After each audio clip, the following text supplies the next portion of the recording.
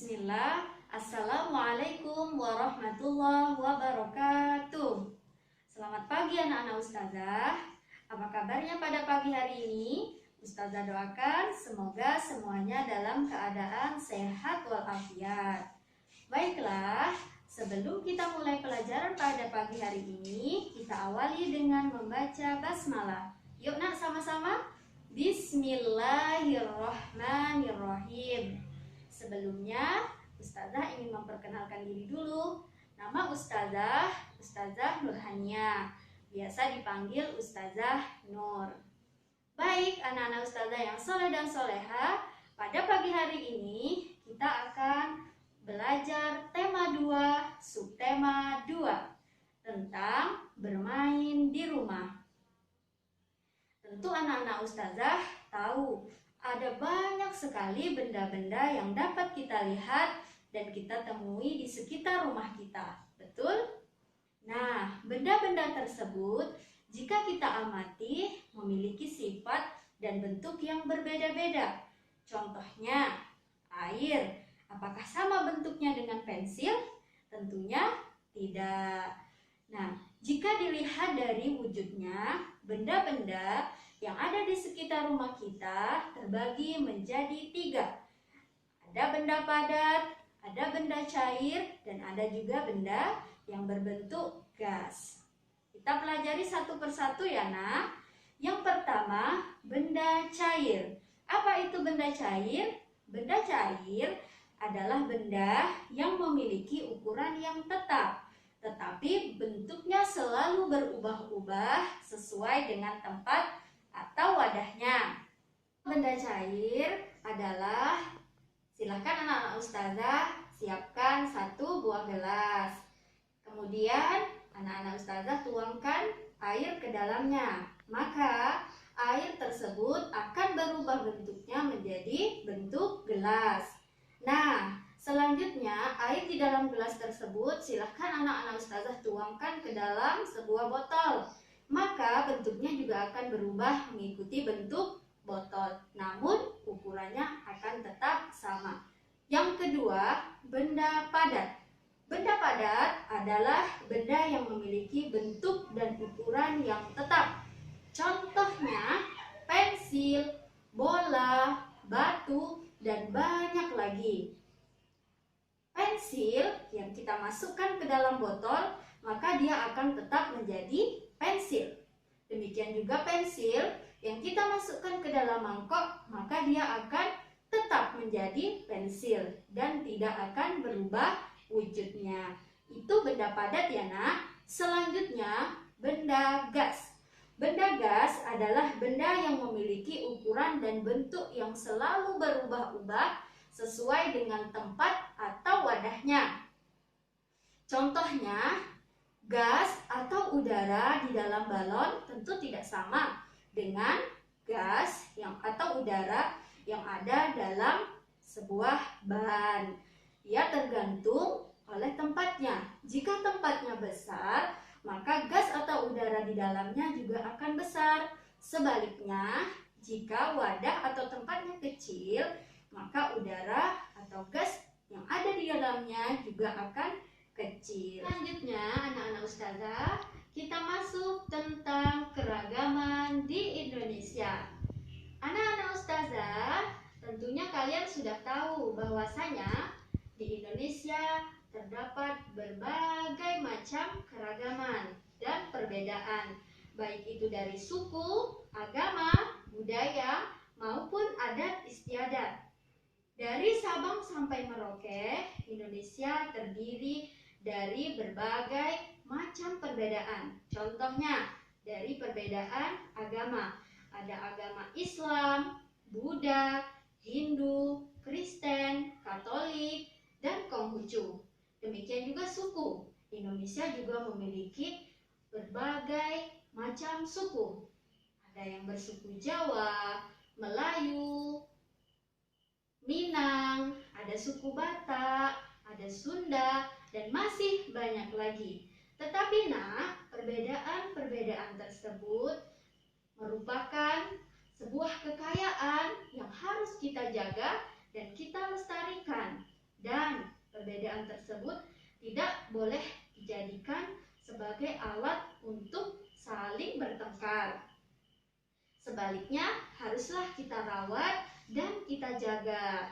Kita harus hidup dengan rukun meskipun kita berbeda suku maupun agama. Karena hidup rukun bisa menciptakan keharmonisan.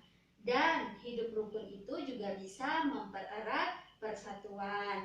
Ustazah kasih satu contoh ya. Misal, di rumah kalian, tentu kalian mempunyai adik, abang, ataupun kakak. Pasti kalian memiliki kegemaran dan ciri fisik yang berbeda, bukan? Contohnya, si kakak memiliki rambut yang keriting dan si adik memiliki rambut yang lurus. Meskipun berbeda, kalian tidak boleh saling mengejek dan bertengkar. Seharusnya sikap yang baik adalah harus saling menghargai perbedaan tersebut. Ya, anak-anak ustazah, sampai di sini paham kan? Oke. Anak-anak ustazah masih semangat kan ya? Kita lanjut ya, Nak. Kita lanjut ke operasi penjumlahan dan pengurangan. Di sini ada dua ya, Nak, penjumlahan dan pengurangan. Langsung saja kita masuk kepada contoh. Di sini 165 ditambah 129 kemudian dikurang 185. Yang pertama harus kita jumlahkan terlebih dahulu. Setelah itu hasilnya baru kita kurangkan. Kita pakai cara susun ke bawah ya, Nak, biar mudah. Perhatikan, 165 ditambah 129. 5 ditambah 9. Berapa, Nak? 14. 4, kita tulis 4. Satunya kita letakkan di atas angka 6. Jadi 1 ditambah 6 berapa, Nak? 7. 7 ditambah 2 menjadi 9. Nah, selanjutnya 1 ditambah 1 sama dengan 2. Udah dapat kita hasilnya. Jadi 165 ditambah 129 sama dengan 294. Ini 294. Lalu yang kedua, kita kurangkan 294 dikurang 185. Perhatikan ya, Nak. 294 dikurang 185. Kurang 4 dikurang 5. Bisa, sayang? Tentu tidak bisa. Bagaimana caranya? Harus meminjam kepada teman yang di sebelahnya. Pinjam 1 menjadi 14. Ustazah tulis ya di atas biar tidak lupa. Jadi 14 dikurang 5. Berapa, sayang? Hasilnya adalah 9. Nah, 9 ini tadi sudah kita pinjam 1. Jadi 9 dikurang 1 tinggal 8 ya, Nak. Ustazah tulis 8 dikurang 8 berapa, Nak? Habis ya, kita tulis 0. Terakhir 2 dikurang 1 sisa 1. Jadi 294 dikurang 185 hasilnya adalah 109. Kita masuk contoh yang kedua. 473 dikurang 258 ditambah 548. Ini berbeda dengan yang nomor 1 tadi ya, Nak. Kita kurang dulu, baru kita tambah atau kita jumlahkan. Sama caranya.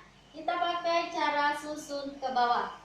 473 dikurang 258 Kurang. 3 dikurang 8. Tentu tidak bisa. Caranya adalah dengan meminjam ke teman di sebelahnya. Kita pinjam 1 menjadi 13. Nah, 13 dikurang 8. Sisa berapa, Nak? Sisa 5. Nah, selanjutnya 7 ini tadi sudah kita pinjam 1. Jadi 7 dikurang 1 tinggal 6. 6 dikurang 5. Sisa 1. Ya, Nak ya. Terakhir 4 dikurang 2. Berapa, Nak? Tentunya 2. Sudah. Untuk pengurangannya kita sudah dapat hasilnya ya. 473 dikurang 258, hasilnya adalah 215. Satu kali lagi. 215 ini kita jumlahkan atau kita tambahkan ke 548. Baru nanti dapat hasilnya. Sama caranya, sayang. Kita pakai cara susun ke bawah. 215 ditambah 548 tambah. Nah, perhatikan ya, Nak. 5 ditambah 8 hasilnya 13. Nah, kita naikkan 1. 1 ditambah 1 sama dengan 2. 2 ditambah 4 hasilnya adalah 6. Nah, 2 ditambah dengan 5 hasilnya berapa, Nak? Hasilnya tentu saja 7. Selesai? Oke. Jadi 215 ditambah 548 hasilnya adalah 763. Sampai di sini paham ya, anak-anak ustazah? Operasi penjumlahan dan pengurangan bisa juga dibalik pengurangan terlebih dahulu baru penjumlahan. Pada contoh nomor 2, 473 dikurang 258 ditambah 548 hasilnya 763. Caranya untuk anak-anak ustazah supaya tidak lupa, kita selesaikan satu operasi terlebih dahulu. Bisa pengurangan dahulu hasilnya, baru kita jumlahkan, barulah kita dapat hasil akhirnya. Anak ustazah yang soleh dan soleha, sampai di sini pembelajaran kita pada tema 2, subtema 2. Ustazah berharap setelah kalian menonton video dari ustazah, kalian bisa memahami pembelajaran ini dengan baik. Dan jangan lupa kerjakan tugas yang diberikan sama ustazah ya, Nak. Baiklah, kita tutup pembelajaran kita hari ini dengan membacakan hamdalah. Alhamdulillahirabbil alamin. Ustazah akhiri dengan wassalamualaikum warahmatullahi wabarakatuh.